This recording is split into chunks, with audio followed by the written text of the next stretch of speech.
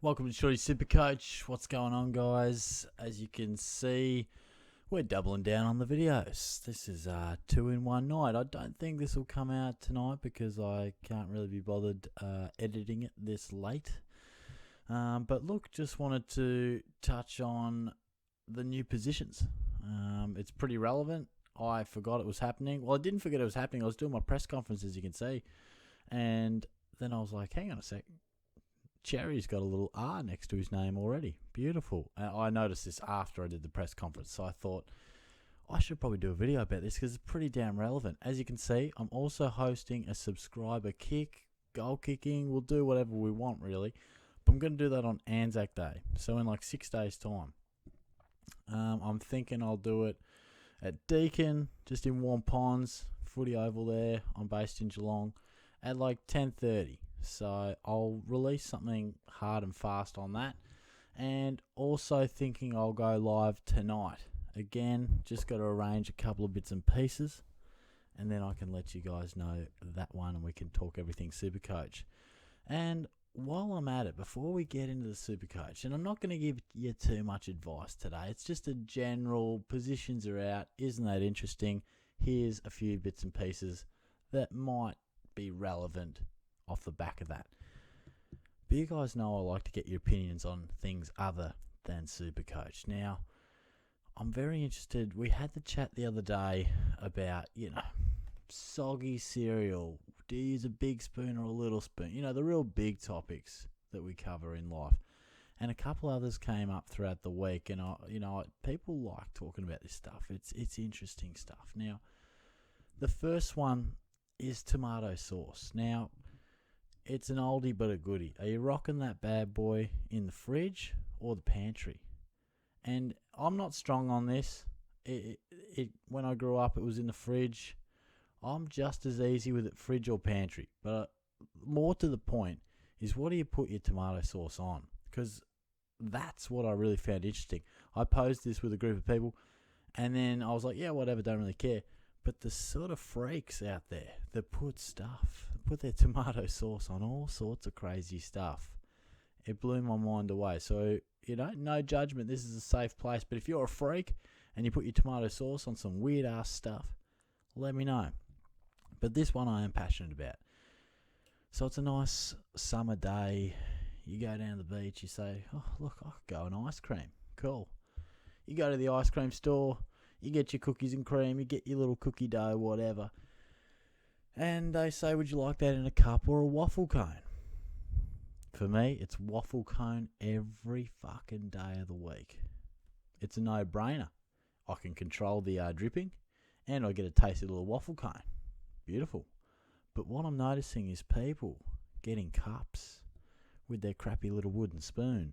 And it seems to be popular, and I don't understand it. So if you're a cup guy out there, and you're rocking your ice cream in a cup, tell me why. Now, the main argument I've heard is I can control the dripping a bit easier. I can eat my ice cream at my own pace, my own pace. Meanwhile, you're there licking around the edges, making sure that it doesn't get everywhere because your waffle cone can't contain your ice cream melting rate. Well, I'm telling you, the waffle cone is the way to go. And I just think you're getting shortchanged with your boring cup.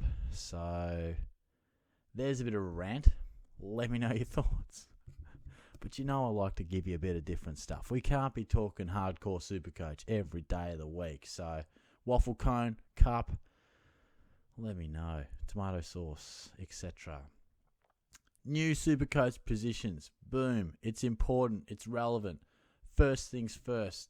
Don't ever choose a player predicting they will get a dual position status added to them, because as we saw, Marcus Bontempelli actually didn't get the forward status. Neither did Bailey Smith, which was interesting. A few people predicting that he would. Another thing I'll say, so they changed before round 6, round 12 and round 18. AFL Fantasy has been doing this where they'll throw in different positions throughout the year. It's the first time SuperCoach has done it. What AFL Fantasy can tell us is that the first change of position, so these ones that have just happened, will account for a large majority that actually happen. So what you'll get is, players that maybe had the wrong position or have played a different role to start the year. You'll get a lot more positions added that we've just had in the last 24 hours.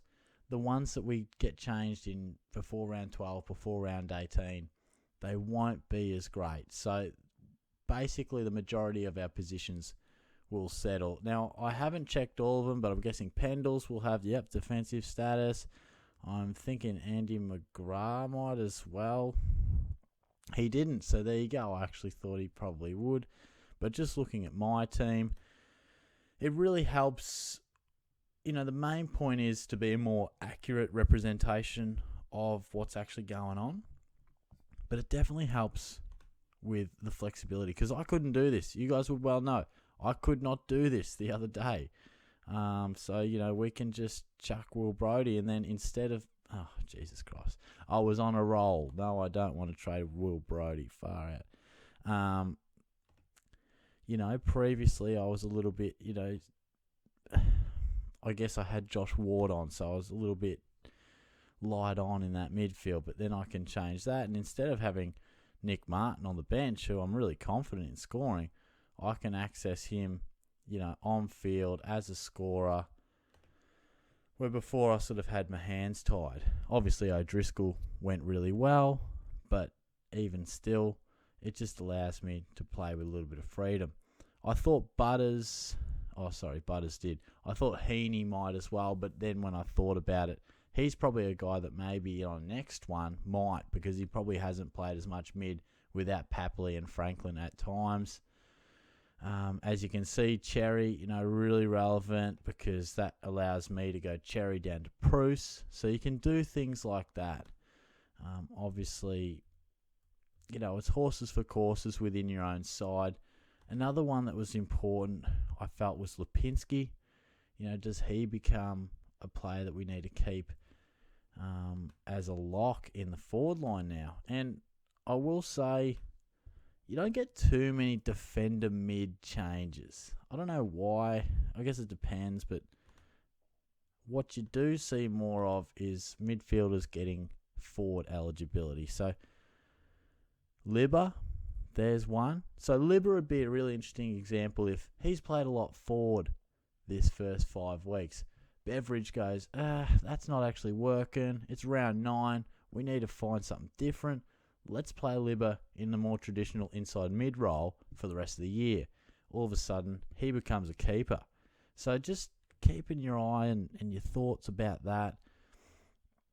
Obviously, Jack Zeeble gets the forward status. He's now defender forward. Not very relevant, but it's just interesting. Whoa, Lukey Parker. Shit, that's interesting. Yeah, fuck, true. Should have known that, but that's super interesting. James Harms has been really consistent. Somehow Dylan Moore turned into Jason Dunstall today at the MCG. Don't know what was going on there. So, yeah, you start to get the idea. But what it does do, it sort of speaks to, well, what is the top 6 to 8 mids or forwards? That's a lot of our conversation. And I really want to pin most of it to the forward line, because that's what we get the most change. So if I look at, okay, Dunkley, Heaney, let's say Butters, let's say English, let's say Taranto. Now, before those changes, I'd be saying, look, maybe it's Mitch Duncan, or is it Adam Treloar or Jordan De Goey? We get Parker, we get, who else was it? Lipinski. All of a sudden you go, gee, are they guys that are top 8 forwards now? So it's a really, really interesting thing to think about. I don't think there's too much else I wanted to discuss. I'll just have a quick look at the back line just in case there's any surprises. Isn't Georgie Hewitt going well? So well. Obviously we get old mate Pendles down there. Dane Zorko, been playing that half-back role. And that seems to be the most Sorry, got cut off there, as often happens with the old 10-minute warning. Doesn't seem anything crazy. Angus Brayshaw. Yeah, so nothing crazy, but definitely interesting. Definitely interesting. Obviously, you didn't because I didn't see him before, but Sean Darcy's sort of a guy that I guess people might be wondering, how do they decide this? I think it's all about your starting position, where you start at the centre bounce and heat maps and that type of thing. And I think it's based on around spending at least a third in that position, so 33% time, etc. So, yeah, it's all quite interesting to try and work out. But I just think it's worth keeping your eye on. Really important for draft, because a lot of players will become not relevant, then they get a position, and all of a sudden they're massively relevant. So I wouldn't let it define too many things that you do, but it does give you flexibility. It does make you reassess, who am I going after? Who are the keepers? Because you might have, let's use Mitch Duncan as an example. He started a bit slow. Originally thought he was a top 3 forward. Now he started a bit slow. You sort of go, is he getting a bit old? Maybe he's just 6th or 7th in the forward line. We get a couple of other players in. You go, is he 6th or 7th, or is he 9 or 10 now? Do I have to go after him? Whether it's Mitch Duncan or someone else. You sort of go, is Jordan Ridley, now a top 6 to 8 defender? I think he probably was right in the mix. All of a sudden you get Pendlebury down there. How does someone like Dane Zorko affect it if he keeps playing a really nice halfback role? That type of thing. So it's just something to think about. But yeah, if you got any questions about it, feel free to message below. I'll be, like I said, going live. We've got a bit of a kick coming up, so there's quite a few videos and a few bits and pieces going on. But yeah, I'd love to hear from you. I'm going to sign off after this. I think I'll edit this one in the morning. So we'll get stuck into that. But just another late night shorty video for your Monday night. So hope you've had a good long weekend. I've stuffed myself with chocolate. It's been crazy, but it's been great. So I'm going to call it a night, and I'll talk to you guys another time. All the best. Catch you soon. Cheers.